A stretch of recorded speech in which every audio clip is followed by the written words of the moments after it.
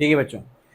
तो बच्चों आज हम लोग हमारा न्यूटन का थर्ड लॉ शुरू करने वाले, ठीक है ना। तो न्यूटन थर्ड लॉ क्या कहता है, पहले रिवाइज करेंगे न्यूटन का फर्स्ट और सेकंड लॉ क्या कहता था। ठीक है, तो न्यूटन का फर्स्ट लॉ क्या बोलता था, कोई भी बॉडी अपने आप से अपनी वेलोसिटी चेंज नहीं कर सकती। अगर उसकी वेलोसिटी को चेंज करना है तो फोर्स लगाना पड़ेगा, एक्सटर्नल अनबैलेंस फोर्स लगाना पड़ेगा। बात समझ आई? ठीक है, क्लियर। अब जो है इसके बाद हम लोग क्या देखते हैं, न्यूटन का सेकेंड लॉ। न्यूटन का सेकेंड लॉ क्या कहता है, न्यूटन का सेकेंड लॉ ये कहता है कि अगर हम लोगों को किसी ऑब्जेक्ट के मोमेंटम में तेजी से चेंज कराना है तो क्या करना पड़ेगा, ज्यादा फोर्स लगाना पड़ेगा। धीरे से चेंज करना है तो कम फोर्स लगाना पड़ेगा। एफ इज इक्वल टू होता क्या है वो, delta P by delta T, change in momentum divide by time. तो सबसे पहला लॉ है वो इनर्शिया का आइडिया देता है और फोर्स को डिफाइन करता है। सेकेंड लॉ जो है आपका वो फोर्स को कैलकुलेट करने का फॉर्मूला देता है। बात समझ आई? थर्ड लॉ फोर्स की प्रॉपर्टी बताता है। अब वो कौन सी प्रॉपर्टी है तो मैं आपको भी समझाऊंगा। ठीक है, आइए तो थर्ड लॉ पे चलते हैं। तो बच्चों को कोई न्यूटन का लॉ याद हो ना हो, स्कूल सेक्शन में कम से कम ये लॉ तो याद रहता ही है ना। तो न्यूटन का थर्ड लॉ क्या है, to every action there is equal and opposite reaction. अब इसमें सबसे पहले इस बात को समझना है कि एक्शन और रिएक्शन का मतलब क्या है। अगर आप इसको समझ लेंगे तो ये लॉ अपने आप आपको समझ में आ जाएगा। ठीक, क्या मतलब है, तो इस लॉ में जो लिखा हुआ है टू एवरी एक्शन, एक्शन का मतलब फोर्स है, there is equal and opposite reaction, उसका मतलब भी फोर्स है। तो अब इस लॉ को ऐसे आप रीड करेंगे, इस नियम को ऐसे रीड करो, to every force there is equal and opposite force. क्या आपको बात समझ आई? To every force there is equal and opposite force, मतलब ये हुआ कि इस दुनिया में कोई भी फोर्स सिंगल नहीं होता है, हर फोर्स का कोई ना कोई पैर होगा।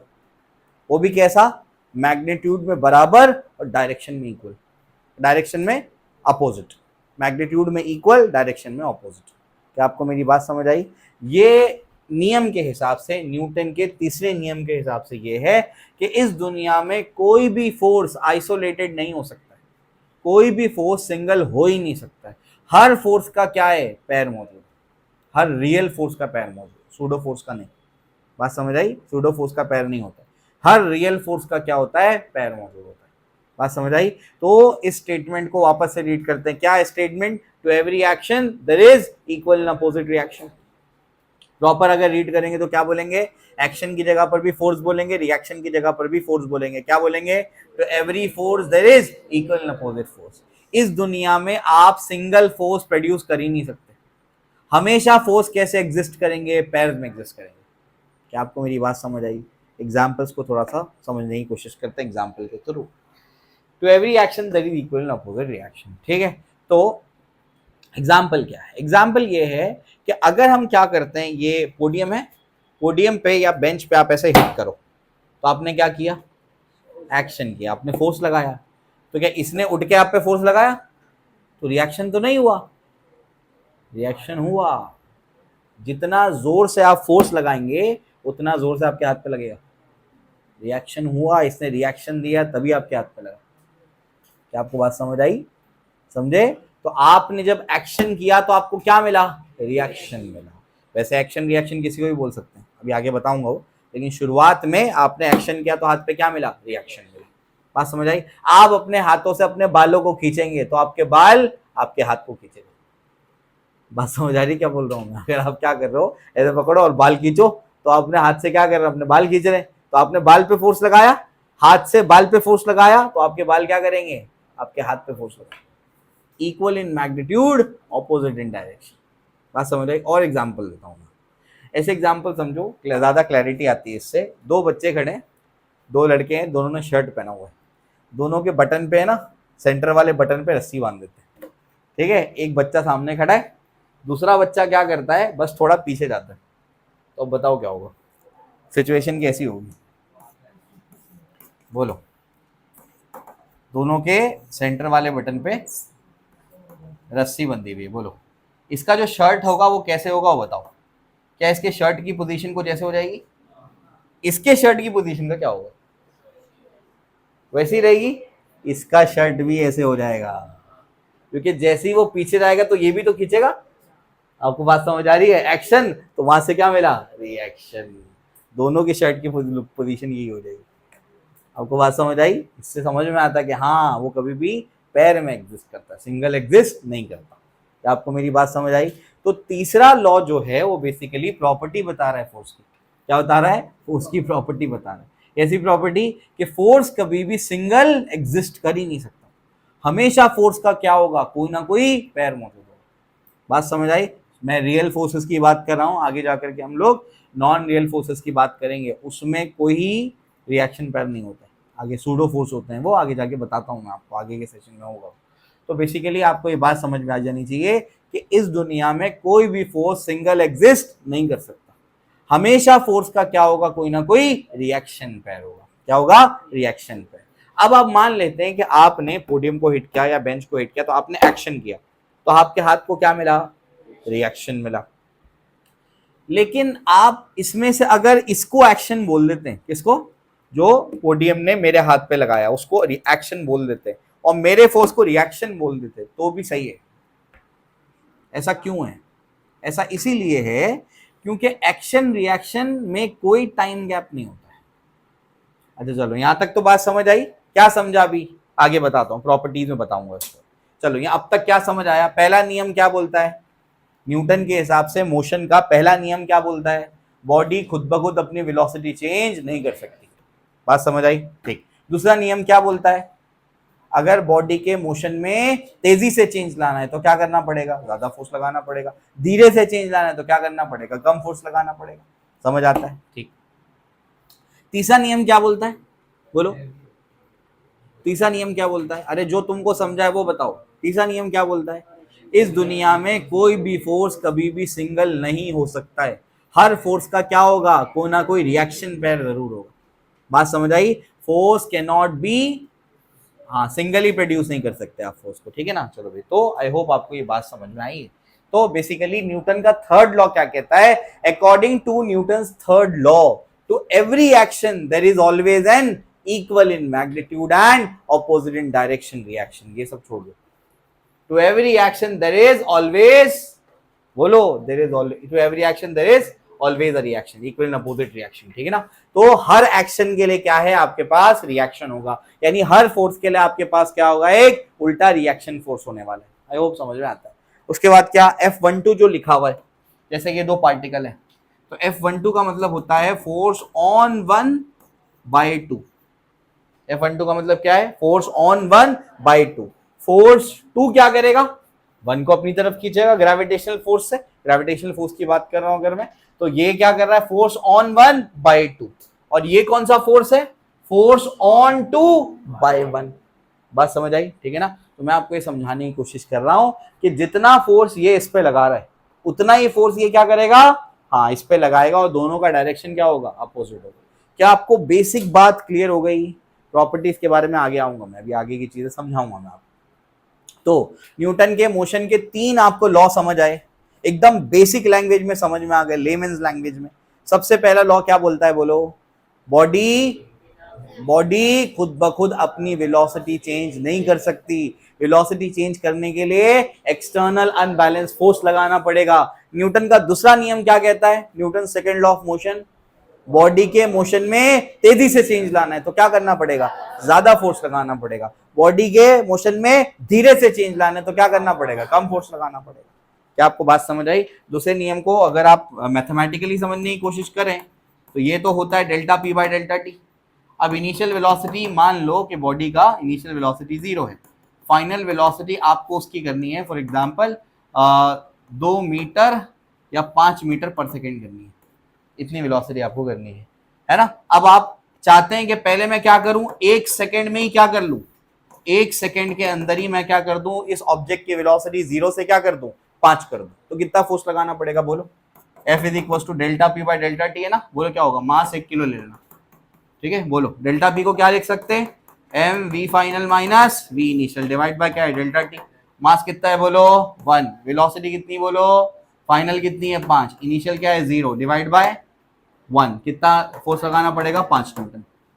5 न्यूटन का फोर्स लगाना पड़ेगा क्या करने के लिए? बॉडी की वेलोसिटी 0 से 5 करने के लिए कितने टाइम में? 1 सेकेंड। बात समझ आई? अब मैं चाहता हूं कि बॉडी की वेलोसिटी अभी वो 0 पे है, मैं इसकी वेलोसिटी 5 तक कर दूं, लेकिन मैं चाहता हूं कि मैं 1 सेकेंड में नहीं करूं, मैं कितने सेकेंड में करूं? 2 सेकेंड में करूं। ठीक है, मतलब धीरे से, तेजी से चेंज नहीं करना है मोशन, क्या करना है? धीरे से करना है। या 5 सेकेंड में करूं मैं, तो बताओ कितना फोर्स लगाना पड़ेगा? F is equal to formula लगाओ, m v final minus initial, mass कितना है 1, फाइनल वेलोसिटी 5, इनिशियल 0। कितने टाइम में करना चाह रहा हूं मैं? 0 से 5, उसकी वेलोसिटी 5 सेकेंड में लेके जाना चाहता हूं मैं। बोलो क्या आएगा? 5/5 कितना आएगा? 1 न्यूटन। क्या आपको मेरी बात समझ आई? अब शायद ज्यादा क्लैरिटी आ रही है नंबर्स के साथ में। तो न्यूटन का दूसरा नियम ये कहता है कि अगर आप तेजी से मोशन को चेंज कराना चाहते, 1 सेकेंड में ही वेलोसिटी 0 से 5 लेके जाना चाहते हैं, तो आपको ज्यादा फोर्स लगाना पड़ेगा। और अगर आप 0 से 5 वेलोसिटी 5 सेकेंड में लेके जाना चाहते हैं, तो कम फोर्स लगाना पड़ेगा। 5 न्यूटन में काम चल गया और यहां पर 1 न्यूटन में काम चल गया। ऐसा क्यों हो रहा है? क्योंकि हम पहले केस में क्या कर रहे हैं? 1 ही सेकेंड के अंदर क्या कर रहे हैं? 0 से 5 पे लेके जा रहे हैं। और दूसरे केस में क्या कर रहे हैं? 5 सेकेंड में क्या कर रहे हैं? 0 से 5 पे लेके जा रहे हैं। क्या आपको बात समझ आई? आई होप आपको ये बात समझ में आई होगी। तो बहुत आसान भाषा वाले स्टेटमेंट दे दिए मैंने। क्या स्टेटमेंट दिया? न्यूटन के दूसरे लॉ का बोलो। अगर मोशन को तेजी से चेंज कराना है तो ज्यादा फोर्स लगाना पड़ेगा, मोशन को धीरे से चेंज कराना है तो क्या करना पड़ेगा? कम फोर्स लगाना पड़ेगा। समझ आता है? न्यूटन के जो पहला नियम है वो क्या बोलता है? बोलो। बॉडी खुद ब खुद अपनी वेलोसिटी चेंज नहीं कर सकती, मतलब जैसा चल रहा है वैसा चलने दो, चेंज मत करो। आसान भाषा में यही स्टेटमेंट है। क्या आपको बात समझ आती है? ठीक है ना? चलो भाई। और न्यूटन का तीसरा नियम क्या कहता है? फोर्स कभी भी सिंगल एग्जिस्ट नहीं कर सकता। अगर आपने कहीं पर फोर्स प्रोड्यूस किया तो उसका रिएक्शन पेयर जरूर मौजूद होगा। ये पॉसिबल ही नहीं है कि रिएक्शन पेयर ना हो।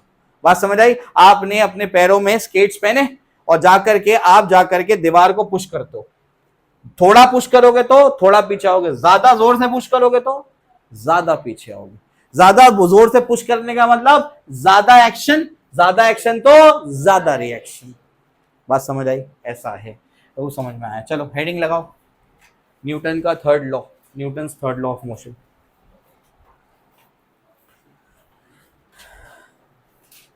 Newton's third law of motion.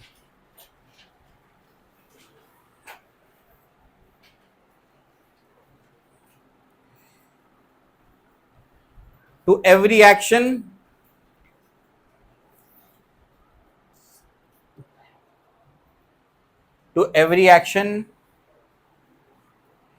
there is equal and opposite reaction. To every action there is equal and opposite reaction. ठीक है? और करके दूसरा स्टेटमेंट लिखो।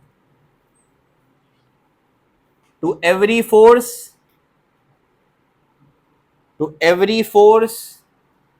there is equal and opposite force. To every force there is equal and opposite force. मतलब इस दुनिया में कभी भी सिंगल फोर्स नहीं हो सकता। लिखो और करके तीसरा स्टेटमेंट। जो तुमको समझा वो लिखना ही, मैं स्टेटमेंट नहीं बोलूंगा इसका। जो तुमको समझा वो स्टेटमेंट लिखो। तीसरे लॉ से क्या समझ आया तुमको?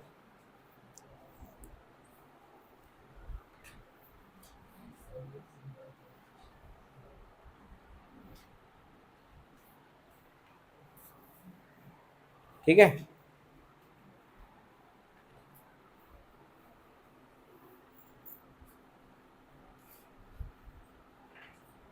क्या स्टेटमेंट समझा? इस दुनिया में कोई भी फोर्स कभी भी सिंगल नहीं हो सकता है, उसका हमेशा क्या होगा? रिएक्शन पे। ठीक है ना? याद रखना, हम लोग रियल फोर्सेस की बात कर रहे हैं, नॉन रियल फोर्सेस की बात नहीं कर रहे। ठीक है ना? नॉन रियल फोर्सेस में नहीं होगा। ठीक है? चलो आइए आगे चलते हैं। अब न्यूटन के थर्ड लॉ के बारे में कुछ इंपॉर्टेंट पॉइंट्स को समझेंगे। ठीक है ना? एक एक करके हम लोग अब इसको देख लेते हैं। आइए, सबसे पहला पॉइंट क्या है? ध्यान से सुनना, एक एक बात इंपॉर्टेंट है इसकी। We can not produce a single isolated force in nature forces are always produced in action reaction pair, जो आपको पहले ही बताया मैंने, जो स्टेटमेंट है उसी को उसने दूसरे फॉर्म में लिखा हुआ है। क्या आपको बात समझ आई? आपको कभी भी सिंगल आइसोलेटेड फोर्स नहीं मिल सकता, आपको हमेशा कैसे मिलेंगे? वो एक्शन रिएक्शन पेयर मिलेंगे। आई होप आपको समझ में आता है। उसके बाद second point, there is no time gap in between action and reaction, so we cannot say that action is the cause and reaction is its effect. Any one force can be action, other is reaction. क्या मतलब? ये ऐसा नहीं है जैसे हम सोचते हैं एक्शन फिर हुआ रिएक्शन, ऐसा नहीं है। ये कैसा है? Action reaction. कैसा है? Action reaction. मतलब जिस टाइम पे एक्शन हो रहा है उसी टाइम पे क्या हो रहा है? रिएक्शन हो रहा है। अगर हमने जो फोर्स लगाया हम उसको एक्शन बोलेंगे और दूसरे को रिएक्शन बोलेंगे तो भी सही है, यहां से जो फोर्स आया उसको एक्शन बोलेंगे और हमारे फोर्स को रिएक्शन बोलेंगे तो भी सही है, क्योंकि उनके बीच में नेग्लिजिबल टाइम गैप की बात नहीं कर रहा हूं मैं। वो क्या बोल रहा है? नो टाइम गैप, कोई टाइम गैप है नहीं। एक्शन रिएक्शन ऐसा नहीं हो रहा है, एक्शन रिएक्शन ऐसा नहीं हो रहा है, एक्शन रिएक्शन। बात समझ आई? तो क्या हो रहा है? एक्शन रिएक्शन एक साथ क्या होता है? दोनों क्या हो रहा है? फोर्सेस लगते हैं, एक्शन रिएक्शन। आई होप समझ में आया। आगे, action reaction is applicable on both the states either at rest और इन मोशन। क्या मतलब इसका? ध्यान से सुनना। कोई दो ऑब्जेक्ट्स हैं, ये फॉर एग्जांपल है बॉडी 1, ये है बॉडी 2, ये इस पे फोर्स लगा रहा है, ये भी इस पे फोर्स लगा रहा है, दोनों रेस्ट पर है। तो रेस्ट पर होंगे तब भी एक दूसरे पे एक्शन रिएक्शन पेयर लगा सकते हैं, ठीक। अगर ये दोनों मूव करना शुरू कर दें, दोनों को हम लोग मूव करवा देते हैं, तो क्या ये दोनों का एक्शन रिएक्शन पेयर, अगर दोनों के बीच में ग्रेविटेशनल फोर्स है तो क्या ये ग्रेविटेशनल फोर्स लगाना बंद कर देंगे? नहीं करेंगे। बात समझ आई? ऑब्जेक्ट चाहे रेस्ट पर हो चाहे मोशन में हो, एक्शन रिएक्शन पेयर तो हमेशा ही एग्जिस्ट करेगा। बात समझ आई? एक दूसरे पे वो एक्शन रिएक्शन पेयर के हिसाब से फोर्स लगाएंगे। क्या आपको बात समझ आ रही है? चलो भाई, क्लियर है, ठीक है ना। चलो, अब जैसे फॉर एग्जाम्पल मैं हूं और पोडियम है, मैं पोडियम पे फोर्स लगा रहा हूं, ग्रेविटेशनल फोर्स, पोडियम मेरे पे फोर्स लगा रहा है, ग्रेविटेशनल फोर्स। अभी हम लोग दोनों क्या है? रेस्ट पर। अगर पोडियम भी चलना शुरू कर जाए, मैं भी अगर चलना शुरू कर दूं, तो क्या हम लोग दोनों एक्शन रिएक्शन पेयर लगाना बंद कर देंगे? नहीं, तब भी लगेगा फोर्स, चाहे ऑब्जेक्ट रेस्ट पर हो चाहे मोशन में हो, एक्शन रिएक्शन पेयर तो लगेगा। वो ये बात बोल रहे हैं। आई होप समझ में आया। उसके बाद आगे, action reaction is also applicable between bodies which are not in physical contact. देखो ध्यान से, अभी तो पहले एग्जांपल में तो हम लोग ने क्या किया? इसको हिट किया तो एक्शन से क्या मिला? रिएक्शन मिला। लेकिन जब हम लोग एक डिस्टेंस पे खड़े, अब बताओ ये मेरे पे ग्रेविटेशन फोर्स लगा नहीं रहा है? लगा रहा है, बिल्कुल लगा रहा है। अरे ग्रेविटेशन फोर्स सिर्फ अर्थ नहीं लगाता है, ग्रेविटेशन फोर्स दुनिया का हर पार्टिकल दूसरे पार्टिकल को क्या करता है? अट्रैक्ट करता है, पता है ना ये? हाँ, तो ये जो है ये मेरे पे ग्रेविटेशन फोर्स लगा रहा है, मैं इस पे ग्रेविटेशन फोर्स लगा रहा हूं। क्या कोई फिजिकल कॉन्टैक्ट है? नहीं। क्या आपको बात समझ आई? फिर भी क्या कर रहे हैं? एक्शन रिएक्शन फोर्स लगा रहे हैं। बात समझ आई? क्योंकि फोर्स दो टाइप का होता है, एक होता है कॉन्टैक्ट फोर्स और एक होता है फील्ड फोर्स। एक क्या होता है? कॉन्टैक्ट फोर्स, दूसरा क्या होता है? Field force. अभी कॉन्टैक्ट फोर्स का इंट्रोडक्शन होने वाला है, बस नॉर्मल रिएक्शन, टेंशन, बाकी चीजें, फ्रिक्शन। बात समझ आई? और कुछ होते हैं फील्ड फोर्स, जैसे gravitational force, electrostatic force, magnetic force, ये सब के सब कैसे हैं? Field force. बगैर कॉन्टैक्ट के भी फोर्स लगा देंगे। क्या आपको बात समझ आई? अरे मैग्नेट से कभी खेला होगा बचपन में, तो एक मैग्नेट दूसरे मैग्नेट पे कैसे फोर्स लगाता है? रस्सी वस्सी बेचता है क्या? स्पाइडरमैन के जैसे क्या करता है? एक डिस्टेंस पे रह के एक्शन कर लेता है, तो उसको बोलते हैं फील्ड फोर्स। बात समझ आई? अपनी फील्ड के जरिए फोर्स लगाना। बात समझ आई? ऐसा है, ठीक है। चलो तो आगे, उसके बाद क्या है next? Action reaction law is applicable to all the interaction forces, gravitational force, electrostatic force, electromagnetic force, tension, friction, viscous force etcetera. क्या आपको बात समझ आई? एक्शन रिएक्शन फोर्स सारे फोर्सेस के लिए क्या है? एप्लीकेबल है, लेकिन नॉन रियल फोर्सेस के लिए एप्लीकेबल नहीं है। याद रखना, लिखा नहीं है लेकिन याद रखना। इसमें एक और बात है, वो भी बता देता हूं, लिखा नहीं है इसके अंदर। एक्शन रिएक्शन में अगर आप एक्शन फोर्स फॉर एग्जांपल अगर ग्रेविटेशन है तो उसका रिएक्शन फोर्स भी ग्रेविटेशन ही होगा। सेम नेचर के फोर्स ही क्या हो सकते हैं? एक्शन और रिएक्शन। अगर एक्शन फोर्स ग्रेविटेशनल है तो रिएक्शन फोर्स इलेक्ट्रोस्टैटिक नहीं हो सकता। बात समझ आई? सेम नेचर के फोर्स ही क्या होते हैं? एक्शन रिएक्शन पेयर में होते हैं। बात समझ आई? ग्रेविटेशन का रिएक्शन पेयर ग्रेविटेशन, इलेक्ट्रोस्टैटिक्स का reaction pair electrostatic, normal reaction का reaction pair normal reaction, tension का रिएक्शन टेंशन। समझ आ रहा है क्या? सेम नेचर के फोर्स ही क्या होते हैं? एक्शन रिएक्शन पेयर फॉर्म करते हैं, याद रखना। ठीक है ना? चलो भैया, हो समझ में आया है। और ये सबसे ज्यादा इंपॉर्टेंट पॉइंट है, action and reaction never cancel each other because they act on two different bodies. बोलो। एक बहुत फेमस प्रॉब्लम होता है फिजिक्स में जिसको बोलते हैं हॉर्स कार्ट प्रॉब्लम, घोड़ा गाड़ी प्रॉब्लम। घोड़ा गाड़ी प्रॉब्लम में क्या होता है? हॉर्स क्या करेगा? कार्ट खींचेगा, एक्शन हो गया, तो कार्ट हॉर्स को खींचेगा, रिएक्शन हो गया, आगे बढ़ना ही नहीं चाहिए गाड़ी तो। हाँ, आगे किसी बढ़ी गाड़ी? बोलो। हॉर्स ने कार्ट को आगे खींचा तो कार्ट ने हॉर्स को पीछे खींचा। वो एग्जांपल आपको दिया ना मैंने, हाथ से बाल को खींचो तो बाल हाथ को खींचेगा, हॉर्स कार्ट को खींच जाए तो कार्ट हॉर्स को खींचेगा। ज्यादा फोर्स लगाएगा तो लॉ गलत हो गया। Equal, equal in magnitude opposite in direction. कैसे जा रहा है घोड़ा गाड़ी, कैसे आगे जा रहा है? आप एक बेसिक चीज को मिस आउट कर रहे हैं।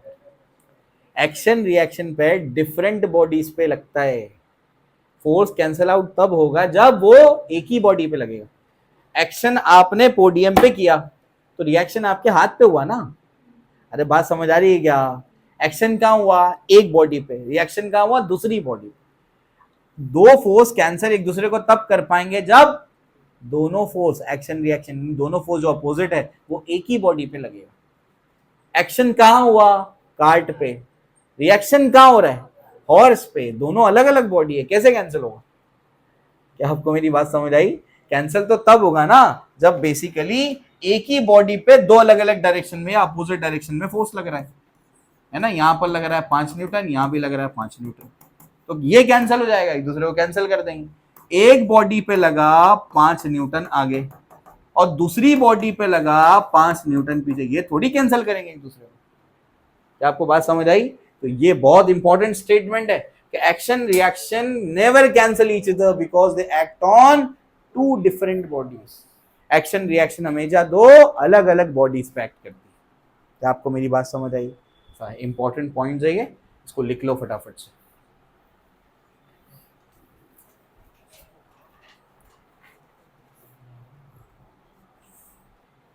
पहला पॉइंट लिखो, forces are always produced in pairs. Forces are always produced in pairs.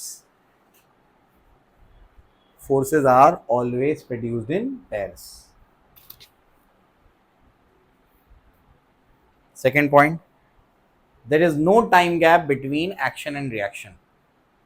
पूरा एक्शन रिएक्शन मत लिखो, A capital A and R लिख दो बस। ठीक है, there is no time gap between action and reaction.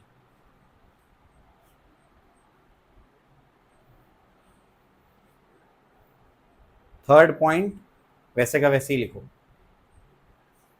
Action reaction law is applicable on both the states either at rest or in motion.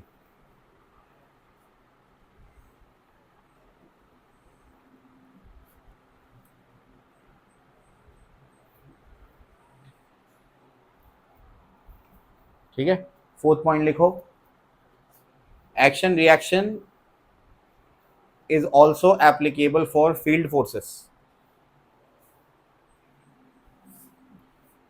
Action reaction is also applicable for field forces.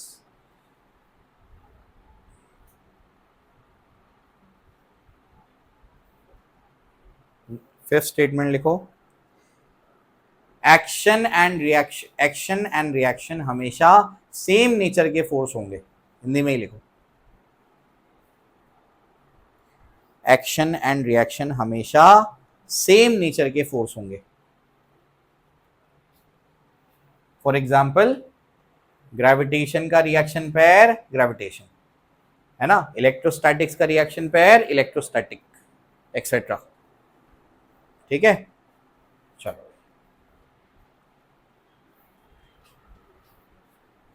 Last point लिख लो, as it is लिख लो, action reaction never cancel each other because they act on two different bodies.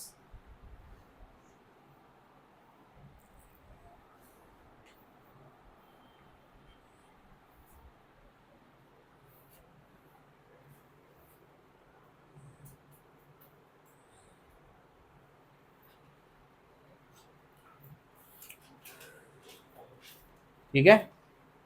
Example क्या है इसका? Walking. लिखना नहीं है, सुनना है। एग्जाम्पल क्या है? वॉकिंग। वॉकिंग कैसे? हम जब चलते हैं तो हम हमारे पैर से अर्थ को पीछे धक्का मारते हैं, एक्शन करते हैं। एक्शन, फ्रिक्शन है ना, उससे एक्शन करते हैं। तो एक्शन से हमको अर्थ क्या करता है? आगे धक्का मारता है। हम ऐसे चल पाते हैं। अगर फ्रिक्शन नहीं होता तो, फ्रिक्शन नहीं होता तो हम चल ही नहीं पाते। हम चल ही नहीं पाते अगर फ्रिक्शन नहीं होता। समझ आया? तो हम क्या करते हैं? हमारे पैर से क्या करते हैं? हम अर्थ को पीछे धक्का मारते हैं, उस पर एक्शन करते हैं। तो अर्थ हम पे क्या करता है? फिर रिएक्शन करता है। स्विमिंग, वो भी इसका एग्जाम्पल है। हम हमारे हाथों से क्या करते हैं? पानी को पीछे धक्का मारते हैं, तो पानी हमको क्या करता है? आगे धक्का मारता है। समझ आया? इसके बाद बताओ, recoiling of gun when bullet is fired from it. हम जब क्या करते? गन का ट्रिगर दबाते हैं, तो गन क्या करती है? बुलेट पे आगे फोर्स लगाती है। तो जब गन ने बुलेट पे आगे फोर्स लगाया तो बुलेट गन पे पीछे फोर्स लगाई, रिकॉइलिंग ऑफ गन। समझ आया? रिएक्शन पैर। रॉकेट प्रपल्शन, हमने फ्यूल जलाया, एफ्लुएंट्स बाहर निकले, और बाहर निकलते साथ उनमें क्या कर दिया? जमीन पे उसने क्या कर दिया? एक्शन किया। जमीन पे गैसेस ने टक्कर मार के क्या कर दिया? एक्शन किया। तो जमीन उसको क्या करेगा? रिएक्शन, थ्रस्ट मिलता है उसको। क्या आपको बात समझ आई? ऐसा है। इसके सब एग्जांपल्स हैं जो आपको बताए मैंने। फंडामेंटल फोर्सेस इन नेचर, दुनिया में सिर्फ 4 ही टाइप के फोर्स हैं, इसके अलावा और कोई फोर्स है ही नहीं। सब इसके बाकी अगर आपको कोई फोर्स दिख रहा है तो उसका टाइप है। दुनिया में सिर्फ 4 ही टाइप के फोर्स होते हैं। सबसे पहला ग्रेविटेशनल फोर्स, दूसरा इलेक्ट्रोमैग्नेटिक फोर्स, तीसरा वीक न्यूक्लियर फोर्स, और चौथा स्ट्रॉन्ग न्यूक्लियर फोर्स। 4 ही टाइप के फोर्स होते हैं बस। बात समझ आई? हमारी रोजमर्रा की जिंदगी में तो सिर्फ 2 ही टाइप के फोर्स हैं, बाकी स्ट्रॉन्ग न्यूक्लियर, वीक न्यूक्लियर तो न्यूक्लियस के अंदर है। हमारी डेली लाइफ में सिर्फ 2 ही टाइप के फोर्स हैं। अब अगर आपको ये समझना है कौन सा फोर्स है, ग्रेविटेशन, इलेक्ट्रो, तो बस ऐसे समझ लो, अगर कोई फोर्स ग्रेविटेशनल नहीं है तो फिर कौन सा है? इलेक्ट्रोमैग्नेटिक। बात समझ आई? अगर कोई फोर्स ग्रेविटेशनल नहीं है तो क्या है? इलेक्ट्रोमैग्नेटिक। बात समझ आई? जब हम लोग व्हाइट बोर्ड और मार्कर या चौक यूज करते थे तब क्या करते थे? उसके ऊपर मार्कर से हम लोग क्या करते थे? बोर्ड पे लिखते। तो मार्कर से बोर्ड पे लिखने का मतलब कि मार्कर की इंक का पार्टिकल बोर्ड को जाके स्टिक हो गया। कौन सा फोर्स है ये? क्या ये ग्रेविटेशनल फोर्स है? नहीं, स्ट्रॉन्ग फोर्स है। ग्रेविटेशन फोर्स तो बहुत वीक होता है। अगर ग्रेविटेशनल फोर्स स्ट्रॉन्ग होता तो सारी चीजें एक दूसरे को चिपकना शुरू कर देती। समझ आ रहा है क्या? ऐसे एग्जाम्पल के तौर पे, जैसे ये मोनोपॉड लगा हुआ है, ये मोनोपॉड मेरे पे फोर्स लगा रहा है कि नहीं लगा रहा है? बिल्कुल लगा रहा है। ग्रेविटेशन फोर्स बोलता है, न्यूटन का लॉ ऑफ ग्रेविटेशन। लेकिन क्या ये मेरे को अट्रैक्ट कर ले रहा है? नहीं। क्यों नहीं? क्योंकि वीक फोर्स। आपको बात समझ आई? ऐसा है। तो मैं आपसे ये कह रहा था कि वो जो फोर्स होता है जो हम लोग मार्कर से जिससे बोर्ड पर लिखते थे, तो वो जो इंक का पार्टिकल है बोर्ड को जाके स्टिक हो जाता था, तो वो ग्रेविटेशनल फोर्स तो है नहीं। तो बचा कौन सा? इलेक्ट्रोमैग्नेटिक यानी इलेक्ट्रोस्टैटिक। तो आपकी डेली लाइफ में सिर्फ 2 ही फोर्सेस के साथ में इंटरेक्शन है आपका। कौन कौन सा? एक ग्रेविटेशनल, दूसरा इलेक्ट्रोमैग्नेटिक। बाकी 2 फोर्सेस तो न्यूक्लियस के अंदर है, उससे आपको कोई अभी लेना देना नहीं। समझ आया? ऐसा है। सबसे वीक फोर्स कौन सा होता है? सबसे वीक फोर्स अगर स्ट्रॉन्ग न्यूक्लियर का को 1 बोलेंगे तो ग्रेविटेशन फोर्स 10⁻39 है। 0.0000000 इतने सारे जीरो फिर 1।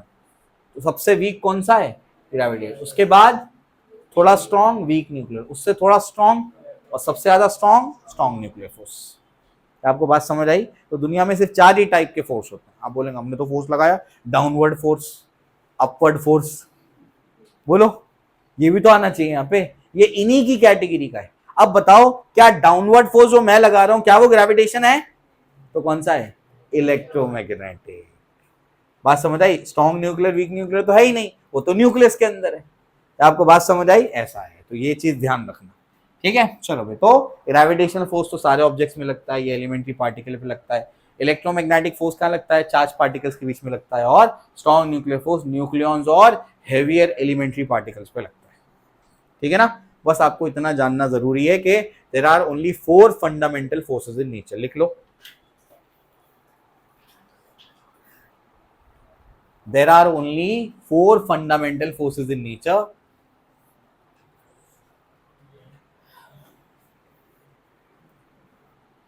Four fundamental forces in nature.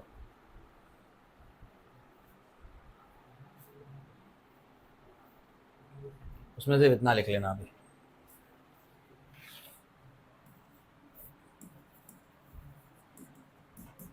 Strength, strong nuclear force सबसे स्ट्रॉन्ग। उसके बाद कौन सा है बोलो? इलेक्ट्रोमैग्नेटिक। अब बोलेंगे इलेक्ट्रोस्टैटिक्स बोल रहे हैं, आगे जाके समझेगा कि मैग्नेटिक फोर्स और इलेक्ट्रोस्टैटिक फोर्स दोनों सेम, अलग अलग नहीं, ठीक है ना। स्ट्रॉन्ग न्यूक्लियर फोर्स, फिर उसके बाद इलेक्ट्रोमैग्नेटिक फोर्स, उससे ज्यादा नहीं, उससे ज्यादा, हाँ सही सही,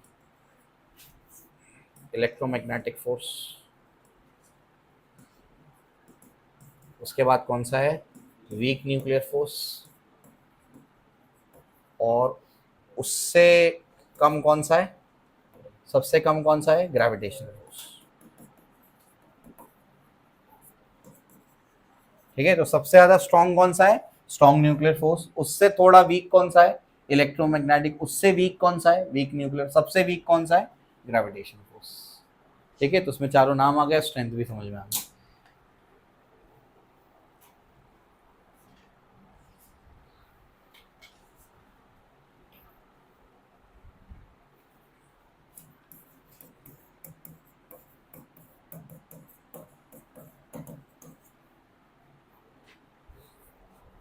ठीक है, चलो, आई होप आपको समझ में आया है।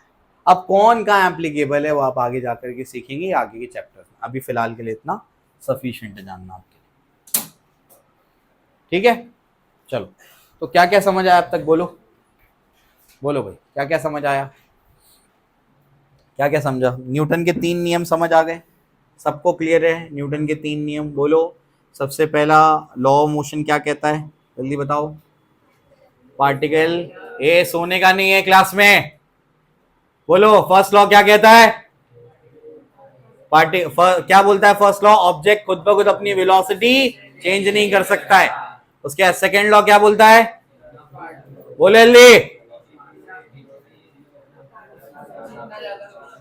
अगर अपने को मोशन तेजी से चेंज कराना है तो क्या करना पड़ेगा?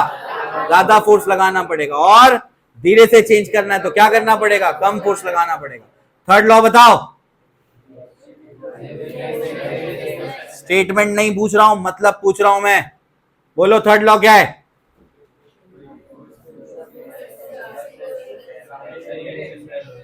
फोर्स कभी भी आइसोलेटेड नहीं मिल सकता, सिंगल फोर्स एग्जिस्ट ही नहीं करता। हमेशा फोर्स कैसे मिलेंगे? पेयर्स में। और अगर कोई आपके पास पर्टिकुलर टाइप ऑफ फोर्स है तो उसका रिएक्शन पेयर उसी टाइप का होगा। ग्रेविटेशन फोर्स का रिएक्शन पेयर इलेक्ट्रोस्टैटिक नहीं हो सकता, स्ट्रॉन्ग न्यूक्लियर नहीं हो सकता। ग्रेविटेशनल फोर्स का रिएक्शन पेयर ग्रेविटेशनल फोर्स ही होगा, नॉर्मल का नॉर्मल होगा, टेंशन का टेंशन होगा। याद रखना, इंपॉर्टेंट है ये। अगर किसी बॉडी पे एक्शन रिएक्शन पेयर लग रहा है ना, तो कैंसिल हो जाएंगे ना। बोलो, अरे एक बॉडी पे एक्शन रिएक्शन पेयर लगता ही नहीं, एक्शन रिएक्शन पेयर हमेशा डिफरेंट बॉडीज पे लगता है। ठीक है ना, चलो भाई। उसके बाद क्या है? Common forces in mechanics. अब इन फोर्सेस पे हम लोगों को चर्चा करनी, ये अभी एक एक करके पढ़ते हुए हमारा चैप्टर कंप्लीट हो जाएगा। बात समझ आई? चैप्टर के ऑलमोस्ट 40% पे आ गए हम लोग, 40% चैप्टर हो गया। अब ये आपको सीखना, और ये बहुत काम का है। हर चैप्टर में कहीं ना कहीं कुछ ना कुछ मिलने वाला है आपको, ठीक है ना। तो बहुत अच्छे से इसको सीखना है आपको। तो कॉमन फोर्सेस इन मैकेनिक्स, सबसे पहला कौन सा है? वेट। उसके बाद क्या है? टेंशन। फिर क्या है? Normal reaction. फिर क्या है? Spring force. और लास्ट में क्या है? फ्रिक्शन। बात समझ आई? हेडिंग लगाओ, लिखो फटाफट से। आगे चलते हैं। आगे क्या है? अब वेट के बारे में चर्चा करते हैं। ये तो आपको एक अंदाजा होगा कि वेट और मास में क्या डिफरेंस होता है, तो आप ये 10th में सीख कर आते हैं मेरे हिसाब से, ठीक है ना। तो वेट और मास में क्या डिफरेंस है? मास क्या है? प्रॉपर्टी है, खासियत है। क्या है वो? पार्टिकल की या बॉडी की खासियत है ना। उसका कैरेक्टरिस्टिक है मास, ठीक है, जिसके वजह से उसके अंदर क्या आता है? भार आता है, वजन आता है। ठीक, ग्रेविटेशन में और डिटेल में चर्चा करेंगे इसके ऊपर। वेट क्या होता है? Force exerted by the earth on the body.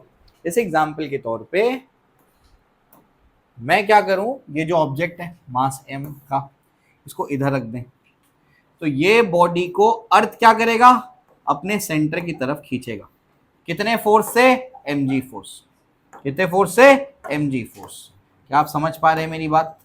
है ना। अगर इसको इधर रख देंगे तो, बोलो इधर रख देंगे तो तब भी सेंटर की तरफ खींचेगा, इधर रख देंगे तो सेंटर की तरफ खींचेगा, इधर रख देंगे सेंटर की तरफ खींचेगा।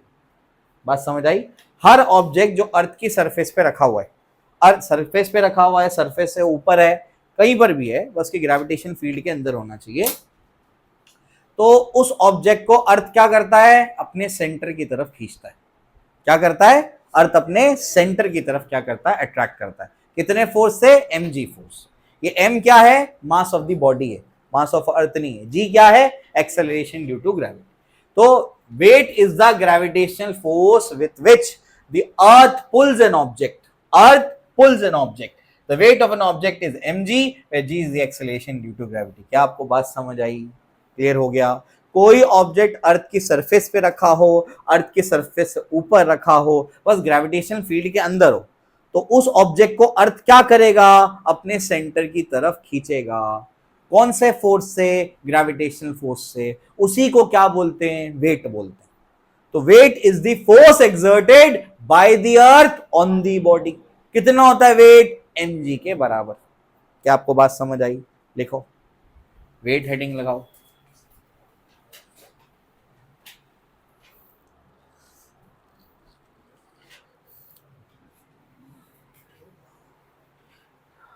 वेट लिखो, it is the force exerted, it is the force exerted by the earth, it is the force exerted by the earth on the body,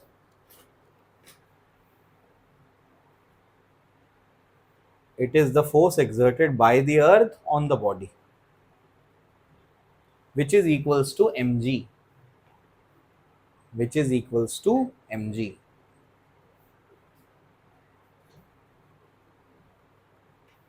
उसी में नेक्स्ट पॉइंट लिखना स्टार बना के, weight always acts,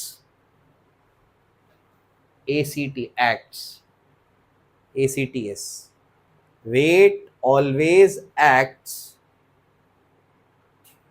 towards the center of the earth, towards the center of the earth। Weight हमेशा earth के centre की तरफ act करता है, ठीक है ना, याद रखो।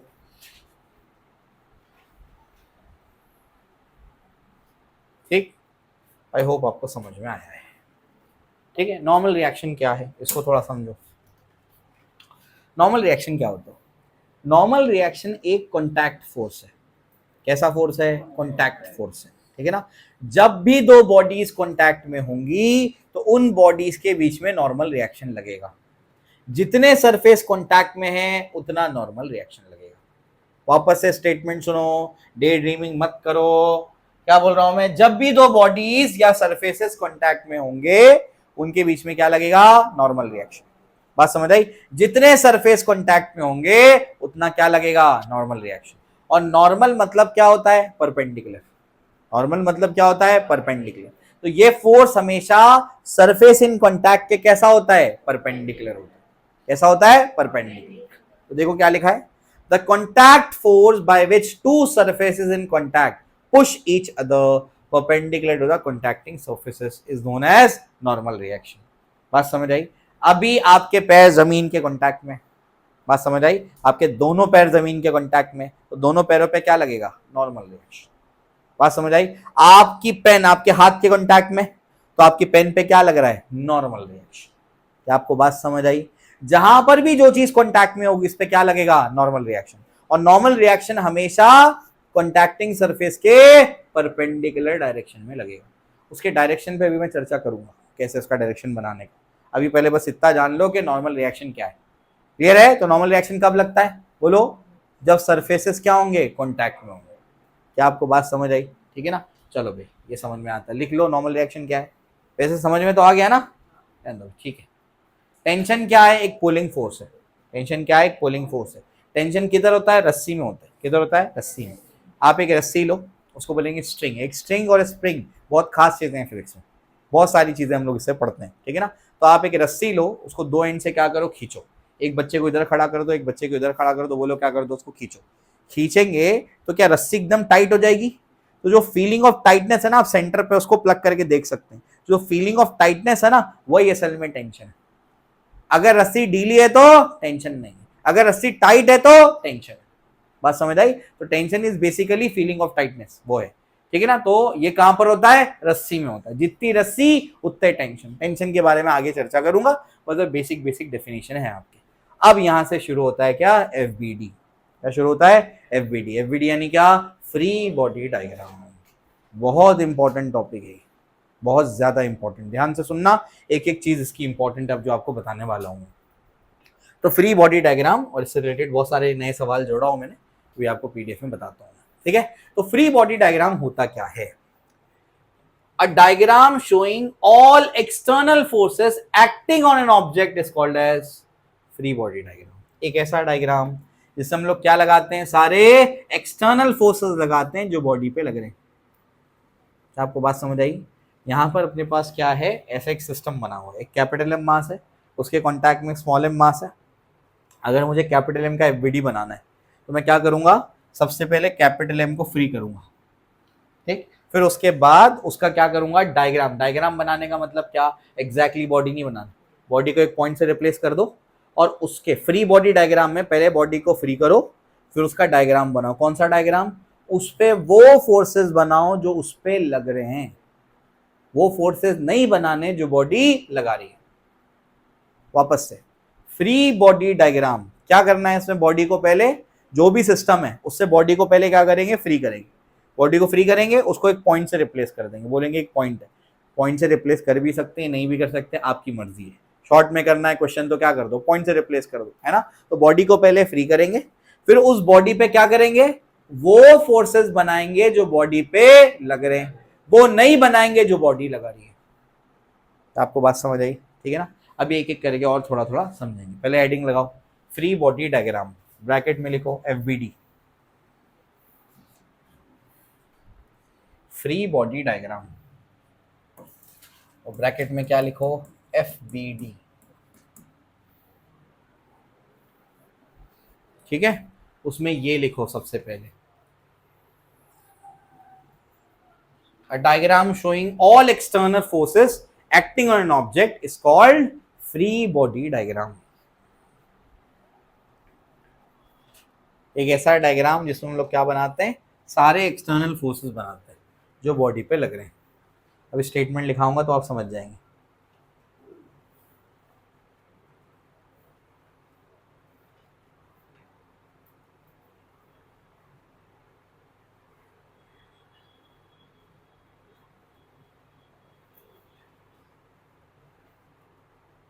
क्लियर है? ठीक है? फिर उसमें लिख लिए ना, ये लिख लिए, नोट करके एक पॉइंट लिखो, नोट।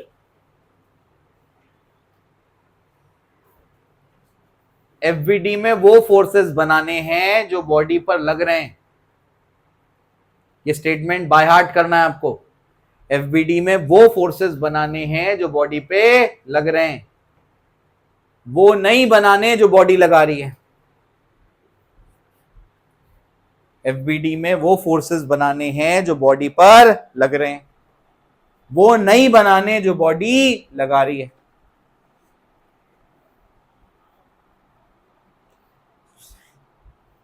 एफबीडी में वो फोर्सेस बनाने जो बॉडी पे लग रहे हैं, वो नहीं बनाने जो बॉडी लगा रही है।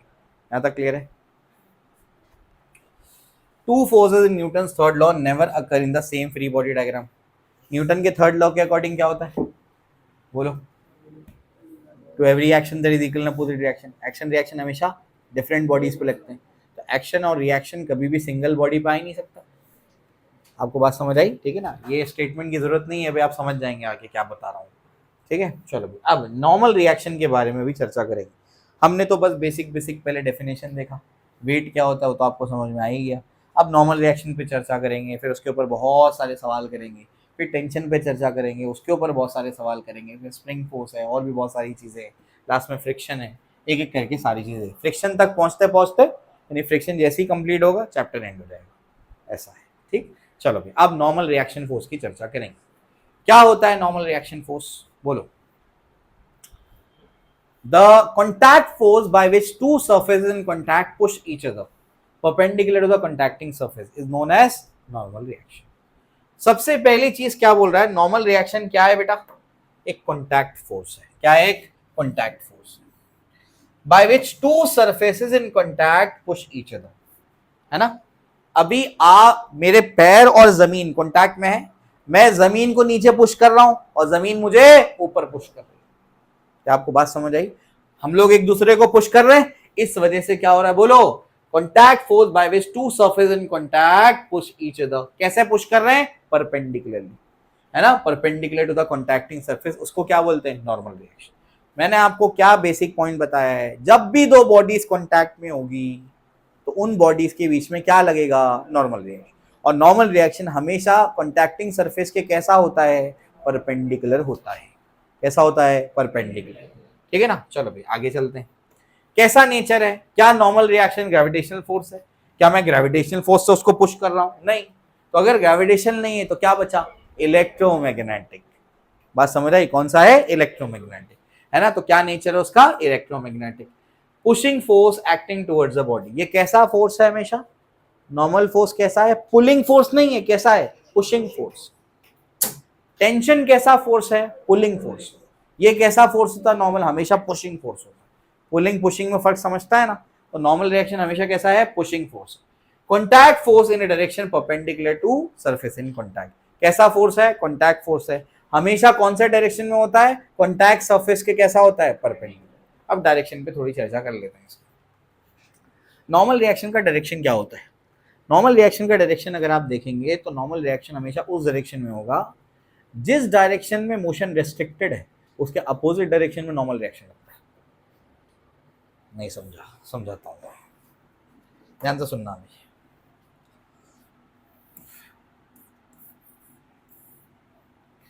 ये ब्लॉक है, इसका मास m है, ये कहां कहां मूव कर सकता है बोलो? राइट में मूव कर सकता है, लेफ्ट पे भी मूव कर सकता है आसानी से, ऊपर भी मूव कर सकता है। क्या नीचे मूव कर सकता है? क्यों नहीं? ग्राउंड है, ग्राउंड तोड़ना पड़ेगा मूव कर, फ्रीली मूव नहीं कर सकता। तो कौन से डायरेक्शन में मोशन रेस्ट्रिक्टेड है? फोर्थ। जिस डायरेक्शन में मोशन रेस्ट्रिक्टेड है उसके अपोजिट डायरेक्शन में क्या लगता है? Normal reaction. एफबीडी बनाते टाइम ये पॉइंट काम आएगा। बात समझ आई? क्लियर हो रहा है? तो कहां होगा नॉर्मल रिएक्शन? हमेशा कॉन्टैक्टिंग सरफेस के परपेंडिकुलर। और दूसरा पॉइंट क्या बोला मैंने? जिस डायरेक्शन में मोशन रेस्ट्रिक्टेड है उसके अपोजिट डायरेक्शन में क्या लगेगा? Normal reaction. अब थोड़ा सा और सिचुएशन चेंज करते हैं। ये अब दो सरफेस के कॉन्टैक्ट में, यहाँ दीवार है और यहाँ जमीन है। कहाँ मूव कर सकता है? 1 में बोलो। कहाँ मूव कर सकता है? 2 में। 3 में नहीं कर सकता। 4 में। तो कहाँ कहाँ रिस्ट्रिक्टेड है? 3 और 4। कितने सरफेस कॉन्टैक्ट में? 2। जितने कॉन्टैक्टिंग सरफेस उतने नॉर्मल रिएक्शन। कितने नॉर्मल रिएक्शन? 2 आएंगे। किधर रिस्ट्रिक्टेड है मोशन? 3 पे। तो जिस डायरेक्शन में मोशन रिस्ट्रिक्टेड है उसके अपोजिट डायरेक्शन में क्या लगेगा? जिस डायरेक्शन में मोशन रेस्ट्रिक्टेड है उसके अपोजिट डायरेक्शन में क्या लगेगा? नॉर्मल। समझ आया? ऐसा है। तो ये पॉइंट याद रखना, ये आपको वीडियो बनाने में काम आएगा। ठीक है ना। चलो भाई, तो अभी लिखा भी दूंगा मैं आपको। हमेशा कैसे प्रोड्यूस होंगे? नॉर्मल रिएक्शन क्या है? फोर्स है, तो हमेशा पैर्स में प्रोड्यूस होंगे, सिंगल नॉर्मल रिएक्शन नहीं हो सकता। पैर्स में कैसे प्रोड्यूस होंगे बताओ? एक्शन क्या है? एक्शन, मैं अपने पैर से जमीन को नीचे पुश कर रहा हूं, तो रिएक्शन क्या है? हाँ, जमीन मेरे पैर को ऊपर पुश कर रही है। हमको इस फोर्स की आदत हो गई है कि जो जमीन हमारे तलवे को नीचे से दबाती है ना, हमको इस फोर्स की आदत है, हम यही फील करते हैं। हम हमारा एक्चुअल वेट नहीं फील करते हैं, हम जो फील करते हैं वो नॉर्मल रिएक्शन फील करते हैं। इसके ऊपर आगे लिफ्ट वाले केसेस में समझाता हूँ मैं आपको। ठीक है ना। चलो भाई, यहां तक सबको क्लियर है क्या? हमेशा एक्शन रिएक्शन पैर, हमेशा रिएक्शन पैर उसका मौजूद होगा। Normal reaction can not pull an object. क्यों? अरे भाई पुशिंग फोर्स है, वो कैसे पुल करेगा? वो नॉर्मल रिएक्शन हमेशा कैसा फोर्स होता है? पुशिंग फोर्स होता है। कैसा फोर्स है? Pushing force. तो वो पुल नहीं कर सकता ऑब्जेक्ट। ठीक है ना। Self adjusting in nature. कैसा फोर्स है? Self adjusting. कैसे कैसे सेल्फ एडजस्टिंग है बोलो? फॉर एग्जाम्पल, मैंने यहाँ पर ये जो ब्लॉक है इस पे मैंने ये फॉर एग्जाम्पल 5 किलो का है। ठीक है ना। तो ये अर्थ इसको कितने से खींचेगा अपनी तरफ? mg से। m कितना है 5, g का वैल्यू 10, कितने फोर्स से खींचेगा 50 न्यूटन से। तो वेट की वजह से अर्थ इस पे 50 न्यूटन, बॉडी 50 न्यूटन से क्या कर रहा है, जमीन को दबा रही है। तो जमीन क्या करेगी बोलो, 50 न्यूटन ऊपर दबाएगी, ऊपर उसको पुश करेगी। यही क्या है, नॉर्मल रिएक्शन। समझे, क्योंकि ये कहीं भी मूव नहीं कर रहा, मतलब दोनों फोर्स क्या कर रहे हैं, बैलेंस। अब मैं क्या करता हूं, मैं ऊपर से एक और फोर्स लगाता हूं, ऐसा उंगली रख के और फोर्स लगा रहा हूं उस पर, और 10 न्यूटन का फोर्स लगा दिया। तो टोटल नीचे कितना फोर्स हो गया, नीचे 60 न्यूटन हो गया। 50 mg है, 10 न्यूटन हमने लगा दिया, तो नीचे कितना हो गया 60 न्यूटन। तो नॉर्मल, जमीन तोड़ के नीचे नहीं गया वो, इसका मतलब ऊपर भी 60 लग रहा होगा। तो उसने अपने आप को क्या कर लिया, एडजस्ट कर लिया। Self adjusting in nature. क्या आपको बात समझ आई? ऐसा है। बच्चे सोचते हैं कि सिर्फ फ्रिक्शन ही सेल्फ एडजस्टिंग होता है, टेंशन भी सेल्फ एडजस्टिंग है और नॉर्मल रिएक्शन भी सेल्फ एडजस्टिंग, ऐसा है, ठीक है ना। तो ये हो गया, तो सेल्फ एडजस्टिंग इन नेचर है। नॉर्मल रिएक्शन कभी भी नेगेटिव नहीं हो सकता, हमें इसका मिनिमम वैल्यू क्या होगा, 0 होगा। नॉर्मल रिएक्शन कभी भी नेगेटिव नहीं हो सकता, उसका मिनिमम वैल्यू क्या होगा, 0 होगा। याद रखना, पॉजिटिव हो सकता है, 0 हो सकता है, नेगेटिव नहीं हो सकता। उसके बाद नॉर्मल रिएक्शन 0 होने के दो मतलब है। अगर नॉर्मल रिएक्शन का आंसर कहीं 0 आ रहा है, इसका मतलब क्या, मैंने आपको क्या बोला, हमको इस बात की आदत है कि जो जमीन है ना वो हमारे तलवे को नीचे से क्या कर रही है, पुश कर रही है। हमको इस बात की आदत है, ठीक। ये कौन सा पुश है, पुशिंग फोर्स कौन सा होता है, नॉर्मल रिएक्शन। क्योंकि हमारा पैर और जमीन कांटेक्ट में है, और जहां पर भी कांटेक्ट होगा वहां क्या लगेगा, नॉर्मल रिएक्शन। तो हमारे पैरों पे ऊपर के डायरेक्शन में क्या लग रहा है, नॉर्मल रिएक्शन। समझ में आता है, लग रहा है नॉर्मल रिएक्शन। अब अगर हम लोग ऐसे हवा में आ जाए, हवा में आ जाओ, रुक जाए, तो क्या हमारे पैरों पे नॉर्मल रिएक्शन नहीं लगेगा? क्या आपको बात समझ आई? अगर हम लोग हवा में उड़ना शुरू हो जाएं तो बताओ क्या होगा, क्या ये नॉर्मल रिएक्शन, क्या ये जमीन हमारे तलवे को नीचे से पुश कर पाएगी, नहीं कर पाएगी। नहीं कर पाई मतलब कांटेक्ट खत्म हो गया, कांटेक्ट जैसे ही खत्म तो हम लोग क्या बोलेंगे, नॉर्मल रिएक्शन 0। तो नॉर्मल रिएक्शन 0 का पहला मतलब क्या है, दो मतलब हो सकते हैं। पहला मतलब क्या है बोलो, bodies are not in physical contact, दोनों में कोई भी कॉन्टैक्ट नहीं है, तब नॉर्मल रिएक्शन 0 है। क्या आपको बात समझ आई? तो नॉर्मल रिएक्शन 0 होने का मतलब बॉडीज के बीच में कॉन्टैक्ट खत्म। समझ आया? अगर लिफ्ट नीचे की तरफ जा रही है और ऊपर से लिफ्ट की रस्सी कोई काट दे तब भी क्या होगा, हाँ तब भी यही होगा, हवा में आ जाएंगे। अभी आगे कराने वाला हूँ लिफ्ट केसेस है, इसके अंदर पढ़ना है अपने। यहां तक क्लियर है क्या? तो नॉर्मल रिएक्शन पॉजिटिव हो सकता है और 0 हो सकता है, नेगेटिव नहीं हो सकता। पॉजिटिव हो सकता है, कुछ वैल्यू होगी। 0 होने का क्या मतलब है, नॉर्मल रिएक्शन 0 होने का क्या मतलब है, दो मतलब है। पहला मतलब नॉर्मल रिएक्शन 0 मतलब कॉन्टैक्ट खत्म, हवा में आ गया ऑब्जेक्ट, बात समझ आई, कॉन्टैक्ट नहीं। उसके बाद bodies are in physical contact but not pushing each other. क्या मतलब है इसका, बोलो कैसे समझेंगे इसको, बोलो भाई, सादिक बताएगा। बॉडी फिजिकल कॉन्टैक्ट में तो है लेकिन पुश नहीं कर रही,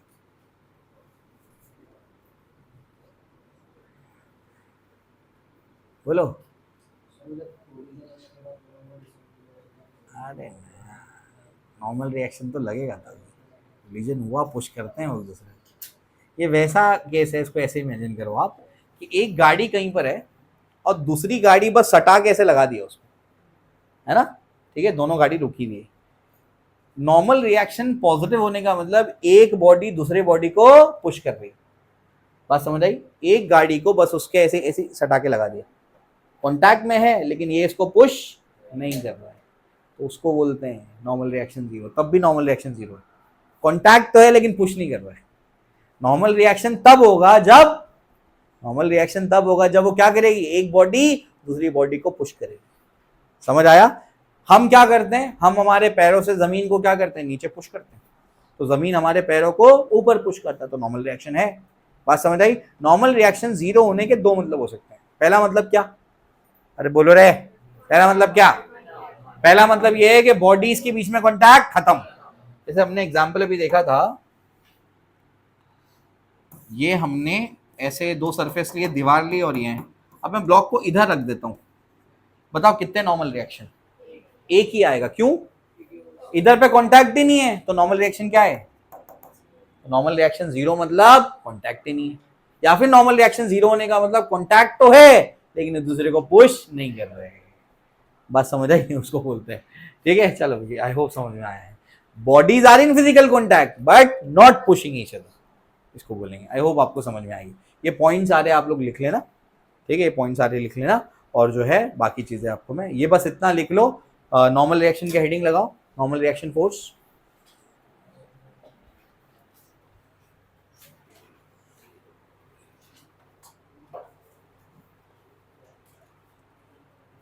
नॉर्मल रिएक्शन फोर्स,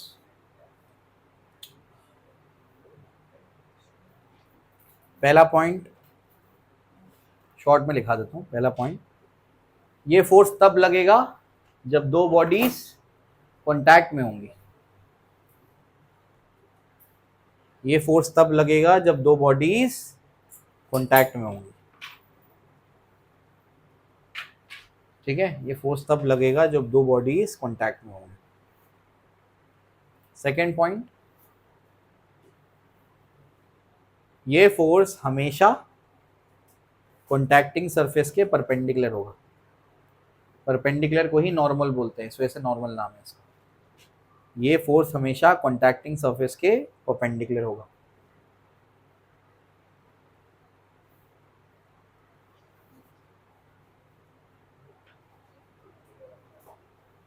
ठीक है, इसके बाद तीसरे पॉइंट में आप ये लिखना, तीसरे पॉइंट में डायरेक्शन लिखो। जिस डायरेक्शन में मोशन रेस्ट्रिक्टेड है, जिस डायरेक्शन में मोशन रेस्ट्रिक्टेड है उसके अपोजिट डायरेक्शन में नॉर्मल रिएक्शन लगेगा। जिस डायरेक्शन में मोशन रेस्ट्रिक्टेड होगा उसके अपोजिट डायरेक्शन में नॉर्मल रिएक्शन लगेगा। जिस डायरेक्शन में मोशन रेस्ट्रिक्टेड होगा उसके ऑपोजिट डायरेक्शन में नॉर्मल रिएक्शन लगेगा। ठीक है, उसके ऑपोजिट डायरेक्शन में नॉर्मल रिएक्शन लगेगा। तो उसके बाद चौथे पॉइंट में लिखना, नॉर्मल रिएक्शन जो है पॉजिटिव हो सकता है, जीरो हो सकता है, नेगेटिव नहीं हो सकता।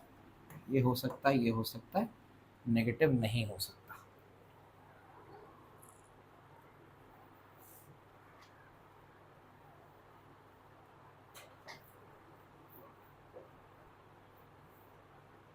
ठीक है, उसके बाद के पॉइंट में लिखना, normal reaction equals to zero, उसके दो मतलब है, no contact, contact but not pushing each other.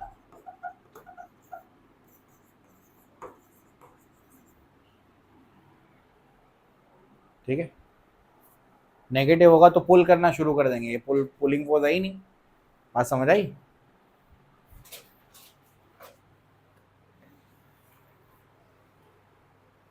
तो नेक्स्ट पॉइंट में नॉर्मल रिएक्शन जीरो के दो मतलब है, नो कॉन्टैक्ट या फिर कॉन्टैक्ट होगा लेकिन एक दूसरे को पुश नहीं कर रहे हैं हम लोग। ठीक है, तब भी नॉर्मल रिएक्शन जीरो हो जाएगा। नॉर्मल रिएक्शन पॉजिटिव हो सकता है, नेगेटिव नहीं हो सकता, जीरो हो सकता है। नेगेटिव क्यों नहीं हो सकता? ये नॉर्मल रिएक्शन पॉजिटिव मतलब पुश कर रहा है, नॉर्मल रिएक्शन जीरो मतलब या तो कॉन्टैक्ट नहीं है या तो कॉन्टैक्ट है लेकिन पुश नहीं कर रहा है। नेगेटिव मतलब पुल कर रहा है, पुलिंग फोर्स है ही नहीं है, इस वजह से नेगेटिव नहीं हो सकता। वो समझ आया? ठीक है, तो काम की बातें आपकी जो थी वो मैंने यहाँ पर लिख दी है। ठीक, चलो हो गया ना लिखकर? आगे एफबीडी बनाना है। ठीक है, हम शुरू में क्या करेंगे, पूरे सिस्टम का बनाएंगे एफबीडी, फिर एक एक करके समझेंगे कि एक्चुअली किसी बॉडी का एफबीडी कैसे बनाते हैं। ठीक है, चलो तो ड्रॉ एफबीडी। इस सवाल को इस तरीके से डिजाइन किया है मैंने कि आप क्या करो, इसको ऐसे समझो, ये मास m का जो ऑब्जेक्ट है ये कहाँ रखा है, कोई सरफेस पे रखा है। ये सरफेस क्या है, बेसिकली अर्थ का पार्ट है, आप समझ लो उसको, ये अर्थ का हिस्सा है, ऐसे समझ लो, ऐसे नीचे अर्थ है, नीचे अर्थ। अब हो गया क्या, पहले ये बना लेते हैं कि कौन कौन से फोर्सेस भाई इस पे लग रहे हैं। ठीक है ना, कौन कौन से फोर्सेस लग रहे हैं। सबसे पहले ये अर्थ का सेंटर है, ये क्या है? अर्थ का सेंटर। अर्थ क्या करेगा? क्यों हंस रहा है?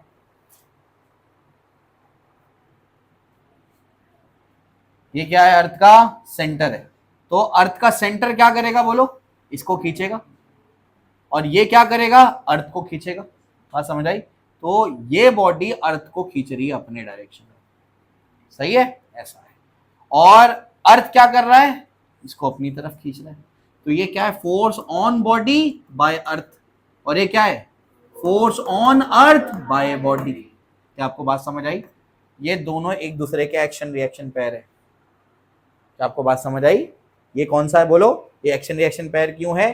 क्योंकि ये क्या है? Gravitational force. वो भी क्या है? Gravitational force. अर्थ इसको ग्रेविटेशनल फोर्स से खींच रहा है और बॉडी अर्थ को ग्रेविटेशनल फोर्स से खींच रही है। दोनों मैग्नीट्यूड में क्या है? बराबर। ये वैसी बात है जो आपने बचपन में पढ़ा होगा। ट्री है और यहाँ पर एप्पल है, न्यूटन बैठा है, सर पे एप्पल गिर गया है ना। ठीक है। तो बेसिकली अगर ये है तो ये भी तो अर्थ पे ही होगा। तो अर्थ का जो सेंटर होगा वो उसको क्या करेगा? हाँ, ये अर्थ को अपनी तरफ खींचेगा और अर्थ इसको अपनी तरफ खींचेगा। कितने फोर्स से? F force. दोनों का मैग्नीट्यूड बराबर है। जो फोर्स एप्पल पे लग रहा है वो ज्यादा थोड़ी है। वो तो दोनों का मैग्नीट्यूड बराबर है। आप बोलेंगे एप्पल फिर नीचे क्यों आ गया? एप्पल इसलिए नीचे आ गया क्योंकि उसका मास कम है।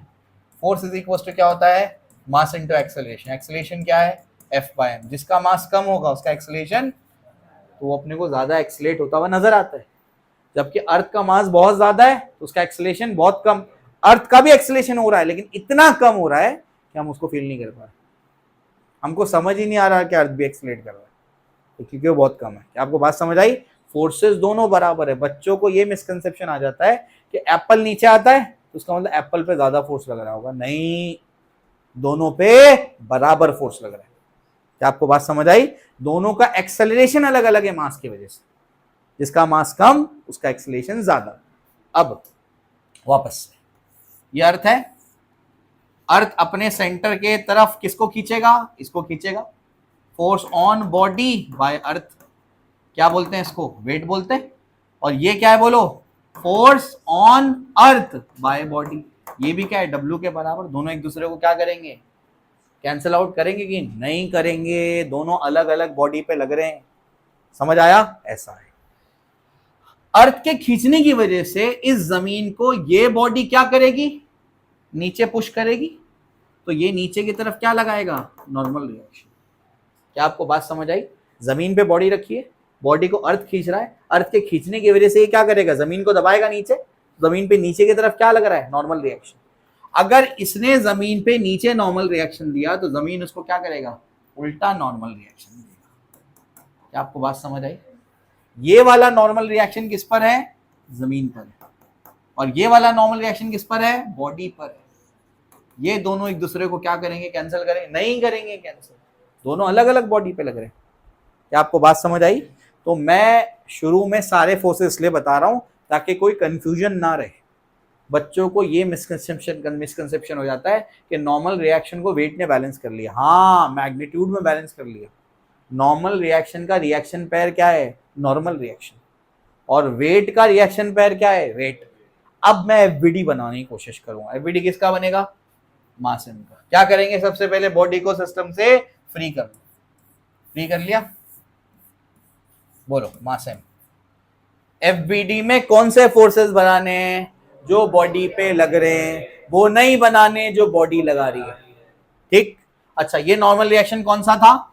नॉर्मल रिएक्शन बोलो बाय बॉडी ऑन अर्थ। ये कौन सा है? Normal reaction by earth on body. समझ में आ रहा है? अब बताओ बॉडी कौन कौन से फोर्सेस लगा रही है? एक तो ये लगा रही है, 4 फोर्सेस नाम देता हूं, 1 2 3 और 4। बॉडी कौन कौन से फोर्सेस लगा रही है बताओ? बॉडी एक तो अर्थ को खींच रही है, वो एक फोर्स लगा रही है, मतलब 4th वाला फोर्स लगा रही है। उसके बाद बताओ बॉडी और कौन सा फोर्स लगा रही है? बॉडी 1st वाला फोर्स लगा रही है। बॉडी नीचे भी तो पुश कर रही है, तो बॉडी 4th और 1st फोर्स लगा रही है। एफबीडी में कौन से फोर्स बनाने हैं? जो बॉडी पे लग रहे हैं। वो नहीं बनाने जो 4 और 1 नहीं बनाना है। कौन सा बनाना है? हाँ 2 और 3। तो बॉडी पे लग रहे वो फोर्स बनाना है, जो बॉडी लगा रही है वो फोर्स नहीं। तो बॉडी पे लग का रहा है, ऊपर नॉर्मल रिएक्शन और नीचे क्या लग रहा है? वेट लग रहा है। ये बन गया एफबीडी इसका। क्या आपको बात समझ आई? हमेशा ये सारी चीजें होंगी, लेकिन जब एफबीडी आप बनाएंगे तो बाकी फोर्सेस को नहीं बनाएंगे। बात समझ आई? बच्चों को मिसकंसेप्शन क्रिएट हो जाता है कि इस पे यही फोर्सेस लग रहे हैं। असल में नॉर्मल रिएक्शन का रिएक्शन पेयर कौन है? Normal reaction. वेट का रिएक्शन पेयर कौन है? वेट। समझ आया? लेकिन एफबीडी में कौन से फोर्सेस बनाने हैं? जो बॉडी पे लग रहे हैं, वो नहीं बनाने जो बॉडी लगा रही है। अब आप खुद से ट्राई करेंगे उसको। हेडिंग लगाओ फटाफट से, ड्रॉ एफबीडी, क्वेश्चन लिखो, खुद से सॉल्व करो उसको। कुछ नहीं समझता तो मुझे पूछो। सब फोर्सेस बनाना पहले, उसके बाद फिर इसका एफबीडी बनाना। प्रैक्टिस करते करते आगे याद हो जाएगा।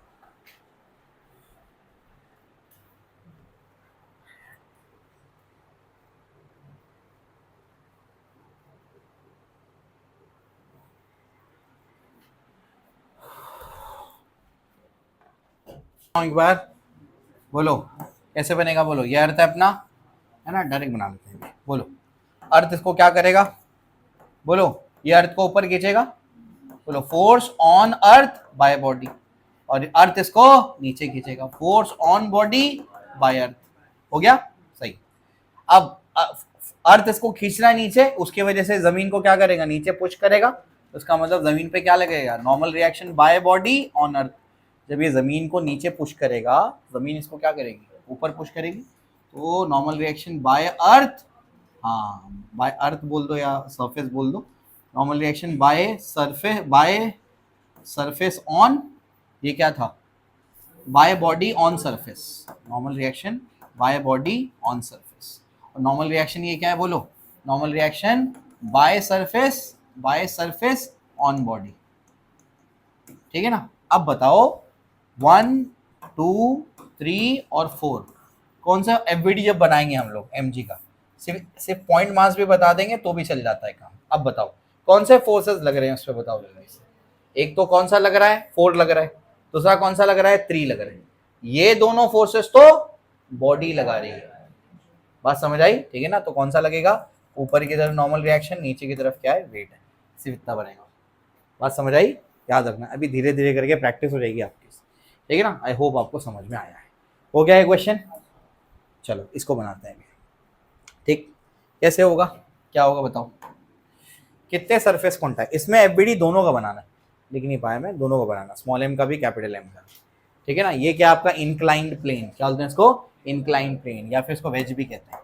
क्या कहते हैं इसको? वेज। ठीक है ना? चलो अब बताओ कैसे बनेगा, बोलो। ये इसके कॉन्टैक्ट में सबसे पहले, या ऐसे बोल दो अर्थ अगर इधर है तो अर्थ के सेंटर की तरफ क्या लगेगा? mg।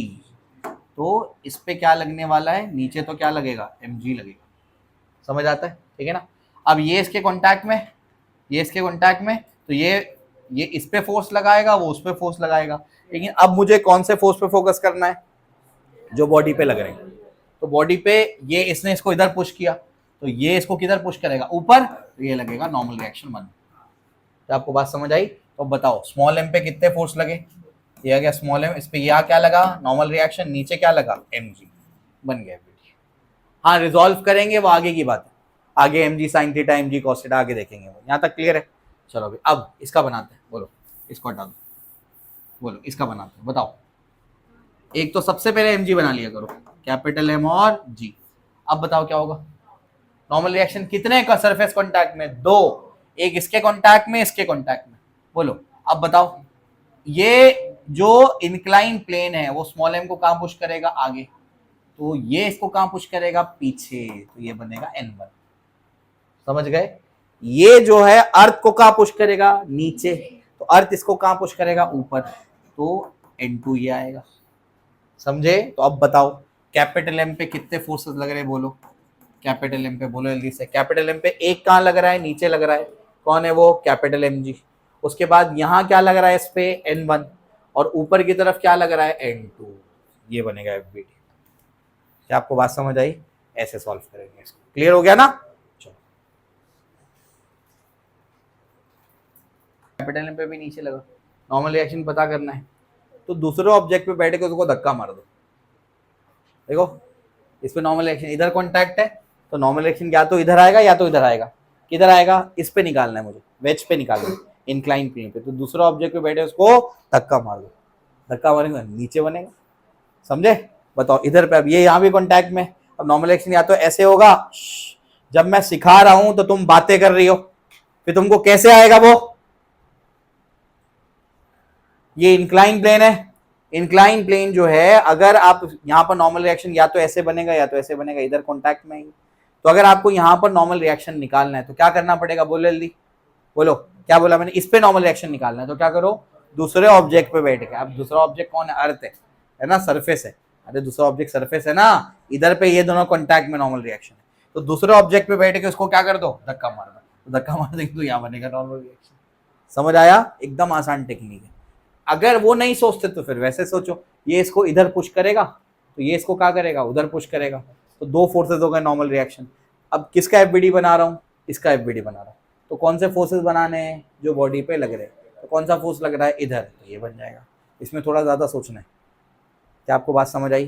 ठीक है ना? चलो तो ऐसा है। तो अगर नॉर्मल रिएक्शन का डायरेक्शन पता करना है तो सरफेस देखो, या तो ये बनेगा या तो ये बनेगा। अब नॉर्मल रिएक्शन डायरेक्शन पता करना इस ऑब्जेक्ट पे, तो क्या करो? दूसरी बॉडी पे बैठो और उसको धक्का मारो। समझ में आया? क्योंकि नॉर्मल रिएक्शन कैसा फोर्स है? पुशिंग फोर्स है, तो धक्का मारने का तो डायरेक्शन चेक करना है। ठीक है ना? चलो क्लियर है क्या? इधर पे बताओ कैसे होगा। इस पे नॉर्मल रिएक्शन पता करना है तो बोलो, दूसरा ऑब्जेक्ट सरफेस पे बैठो, धक्का मार दो, तो हो गया नॉर्मल रिएक्शन। mg तो हमेशा ही डाउनवर्ड होगा। समझ गए? ठीक है, चलो आ जाओ।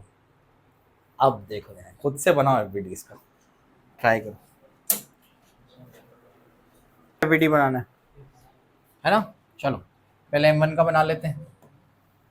m1 का बोलो।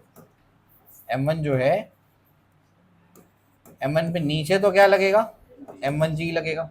सबसे पहले वेट बना लो, mg तो नीचे ही लगने वाला है, तय हो गया। अब m1 पे एक फोर्स इधर लग रहा है, क्या? f लग रहा है, ये डायरेक्शन में लग रहा है, तो उसको आगे बढ़ा के ऐसे लगा दो।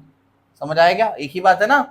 अरे किधर लग रहा है? f किधर लग रहा है? राइट में। यहाँ पर भी कहाँ लग रहा है? तो उसको आगे लगा दिया मैंने। बात तो वही है, राइट डायरेक्शन में।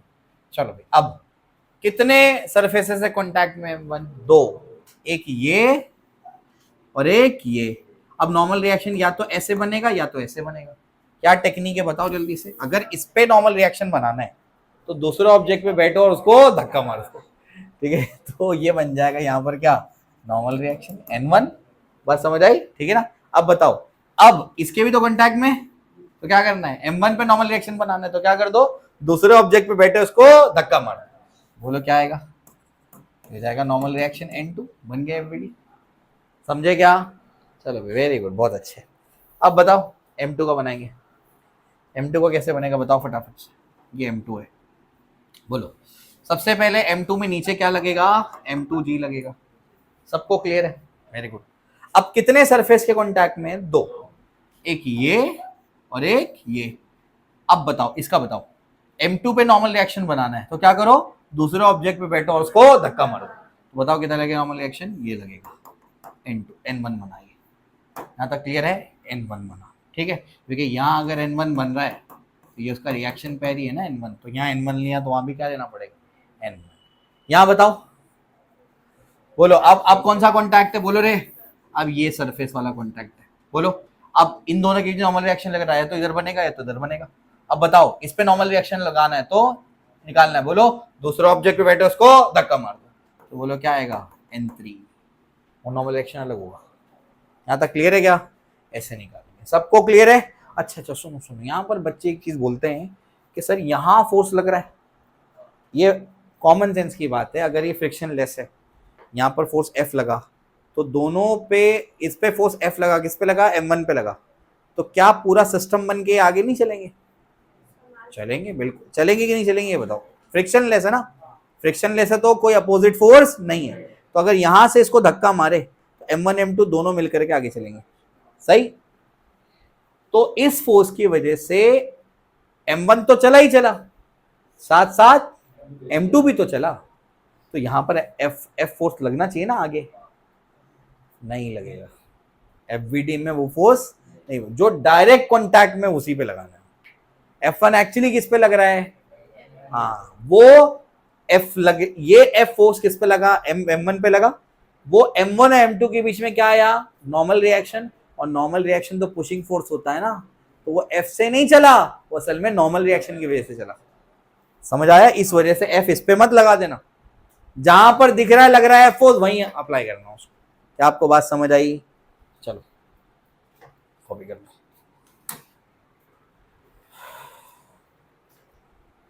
जल्दी से नॉर्मल रिएक्शन ही बताना सिर्फ इसके अंदर, एमजी नहीं बताना है। चलो बताओ, सबसे पहला कितने सरफेस कॉन्टैक्ट में? 2 सरफेस कॉन्टैक्ट में। अब तो आप समझ ही गए होंगे ना, इसमें नॉर्मल रिएक्शन किधर जाएगा? इधर जाएगा और इधर जाएगा। क्या आप समझ गए? सिंपल है ना? कैसे बताओ? इन दो, ये दोनों कॉन्टैक्ट में, इस पे नॉर्मल रिएक्शन निकालना है। दूसरे सरफेस बैठो और इसको धक्का मार दो, हो गया N1 N2। इसका बोलो, धक्का मार दो, धक्का मार दो। बोलो, इस पे बैठो, धक्का मार दो, N1 और N2। सेंटर से पास करा दो, N2। क्लियर है क्या? इतना आसान है, एकदम इजी। ठीक है, चलो भाई खुद से बना लो उसको। हाँ, अब हर एक में नॉर्मल रिएक्शन फाइंड आउट करना है। बताओ भाई, यहां पर नीचे तो एक तो डेफिनेटली mg लगेगा, mg लगेगा। m कितना है? पहले पूरा लिख देता हूँ। mg, m कितना है? 10। g का वैल्यू भी 10, कितना लगा? 100 न्यूटन। नीचे 100 न्यूटन। अब नॉर्मल रिएक्शन किधर जाएगा? अब तो समझ ही गए होंगे, ऊपर लगेगा। बस हमें नॉर्मल रिएक्शन किधर लगेगा? ऊपर लगेगा। क्यों ऊपर लगेगा? एक नॉर्मल रिएक्शन ये भी लगा रहा है ना। आप एफबीडी बनाते टाइम क्या रूल याद रखेंगे? नॉर्मल रिएक्शन बनाना तो क्या कर दो, इस पे बनाना है ना, दूसरे सरफेस पे बैठो और धक्का मारो, नॉर्मल रिएक्शन। अब ये कहीं मूव नहीं कर रहा है, कहीं मूव नहीं कर रहा है, मतलब ऊपर का फोर्स नीचे का फोर्स बैलेंस्ड। ऊपर का फोर्स कौन है? Normal reaction. नीचे का फोर्स कौन है? mg, है ना। Normal reaction equals to m कितना है? 10। g का वैल्यू भी 10, तो नॉर्मल रिएक्शन कितना आया? 100 न्यूटन। क्या आपको बात समझ आई? ये n और n कैंसिल मत कर देना, समझ आया? ठीक है ना। तो वो नॉर्मल रिएक्शन और वो क्या है? न्यूटन। ठीक है, चलो भैया आओ आगे। इसका बताओ क्या करेंगे? नीचे क्या लगेगा? mg, नीचे तो mg लगेगा। अब बताओ नॉर्मल रिएक्शन किधर लगेगा? इस पे बनाने का है, दूसरे सरफेस पे बैठो और धक्का मार दो, ये हो गया नॉर्मल रिएक्शन। अब ये बताने की जरूरत नहीं होनी चाहिए, अब तुमको याद हो जाएगा ये थोड़े टाइम में। नीचे mg लगा, ऊपर नॉर्मल रिएक्शन। ये मिसकंसेप्शन मत लाना कि नॉर्मल रिएक्शन और mg क्या है? Action reaction. गलत। इसने इसको भले बैलेंस कर लिए, लेकिन नॉर्मल रिएक्शन का रिएक्शन पैर नॉर्मल रिएक्शन है तो नीचे लग रहा है, और mg का mg है जो अर्थ के सेंटर पे लग रहा है। हम वो बना नहीं रहे, क्योंकि एफबीडी में कौन से फोर्स बनाते हैं? जो बॉडी पे लग रहे हैं, वो नहीं बनाते जो बॉडी लगा रहे हैं। समझ आया? ठीक है ना। चलो भाई, होप समझ में आया वो। अब बताओ, ये सब बैलेंस कर रहे हैं एक दूसरे को, तो नीचे वाले फोर्स ऊपर वाले फोर्स को क्या कर रहे हैं? बैलेंस कर रहे हैं। नीचे वाले फोर्स कौन से बोलो? 20 प्लस mg। 20 और mg नीचे लग रहे हैं, और ऊपर वाला फोर्स कौन है? Normal reaction. बोलो 20 प्लस mg कितना आएगा? 100 आएगा। नॉर्मल रिएक्शन कितना आया? 120 न्यूटन। सबको क्लियर है? चलो अब बताओ, बोलो नीचे क्या लगेगा? mg लगेगा, नीचे mg लगेगा, ऊपर क्या लगेगा? Normal reaction. तो अगर ये कहीं नहीं जा रहा है, कहीं मूव नहीं कर रहा है, मतलब नीचे वाले फोर्स ऊपर वाले फोर्स को बैलेंस कर रहे हैं, है ना। ऊपर वाले फोर्स कौन है? Normal reaction plus 20। नीचे वाला फोर्स कौन है? mg। बोलो जल्दी से, नॉर्मल रिएक्शन क्या होगा? 20। बोलो mg कितना है? 100 है, माइनस ए क्या है? 20। बोलो कितना आएगा? 80 Newton. This is the normal reaction. सबको क्लियर है? कोई दिक्कत नहीं? आगे ये अभी याद करा दूंगा मैं, आगे ऐड किया है मैंने उसको। चलो कॉपी कर लो खुद से। हाँ, ये वाला देखो, अब मैंने क्या कर दिया, क्या लिखा है? To be remembered for fast calculation. अब क्या करना है, इसको याद कर लेना। अगर सिर्फ नॉर्मल रिएक्शन और mg है तो दोनों एक दूसरे को बैलेंस कर लेंगे, तो नॉर्मल रिएक्शन इक्वल्स टू क्या आ जाएगा? mg आ जाएगा। लेकिन अगर नॉर्मल, ये देखो ब्लॉक रखा है, नॉर्मल रिएक्शन ऊपर लगेगा, mg नीचे लगेगा, हमने ऊपर से और एक फोर्स लगाया, तो नॉर्मल रिएक्शन क्या हो जाएगा? mg plus f। बात समझ आई? नॉर्मल रिएक्शन क्या हो जाएगा? mg plus f। mg के रिस्पेक्ट में सोचना है। अगर ऊपर से फोर्स लगाया, ऊपर से नीचे के डायरेक्शन, mg के साथ क्या होगा? ऐड होगा। देखो चेक करो, एफ का और एम का डायरेक्शन क्या है, सेम है, इसका मतलब दोनों क्या होंगे, ऐड होंगे। यहां पर चेक करो, ब्लॉक है, ऊपर नॉर्मल रिएक्शन, नीचे एम फोर्स उल्टा लगाया, बोलो क्या होगा, एम से अपोजिट है के सेम डायरेक्शन में, ऑपोजिट है, ऑपोजिट है, एफ ऊपर है, एम नीचे, तो नॉर्मल रिएक्शन क्या होगा, एम माइनस एफ। बात समझ आई, आपको बाकियों से तेज कर देगा ये, हर बार निकालते नहीं बैठना पड़ेगा उसको, कैसे आया हो तो समझ गए, अब याद कर लेने का उसको। बोलो क्या होगा, बोलो ब्लॉक है, फिर बोलो ऊपर एम ऊपर नॉर्मल रिएक्शन, नीचे एम बोलो N equal to M. Second case में नीचे फोर्स है, normal reaction M plus F. तीसरे केस में ऊपर फोर्स है, ऊपर नॉर्मल रिएक्शन, नीचे एम बोलो normal reaction M minus F. समझ गए, देखो